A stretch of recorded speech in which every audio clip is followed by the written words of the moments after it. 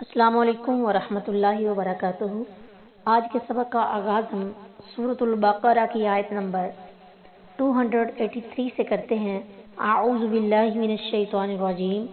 بسم اللہ الرحمن الرحیم۔ وَإِنْ اور اگر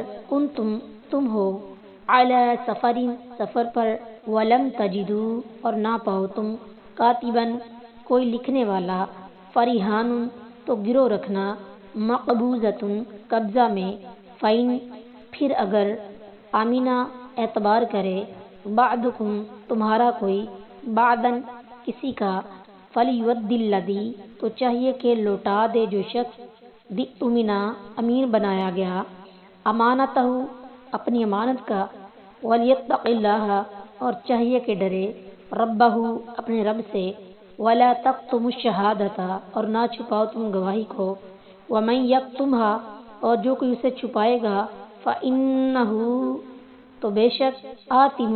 گنہگار ہے، قلبہ اس کا دل، واللہ اور اللہ تعالیٰ، بما اسے جو، تعملون تم کرتے ہو، علیم جاننے والا ہے۔ اور اگر تم کسی سفر پر ہو اور کوئی لکھنے والا نہ پاؤ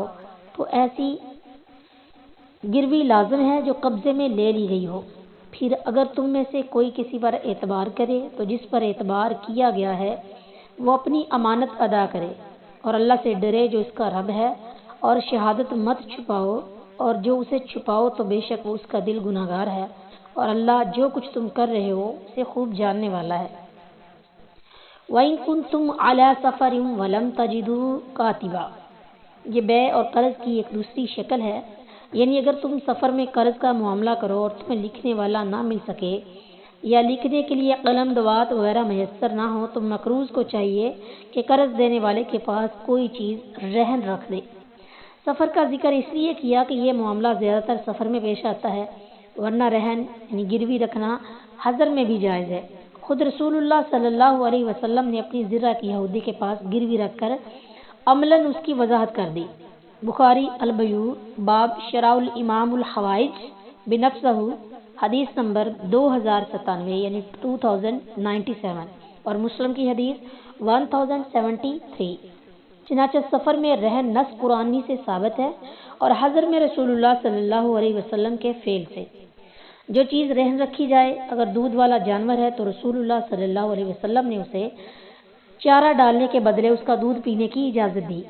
اسی طرح گھوڑے، اونٹ، گدھے یا خچر وغیرہ پر اس کے چارے کے بدلے سواری کی اجازت ہے۔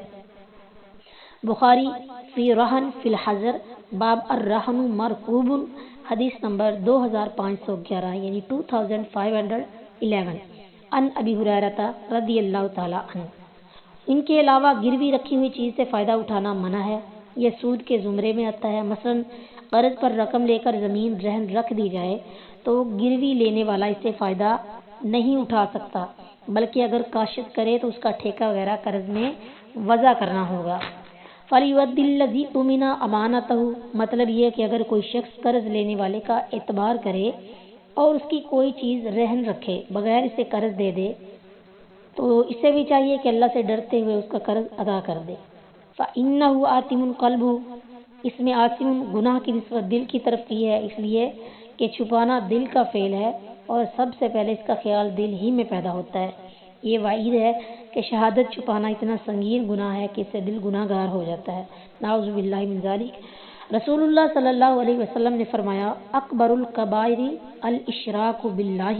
وقتل النفس وعقوق الوالدین وقول الزور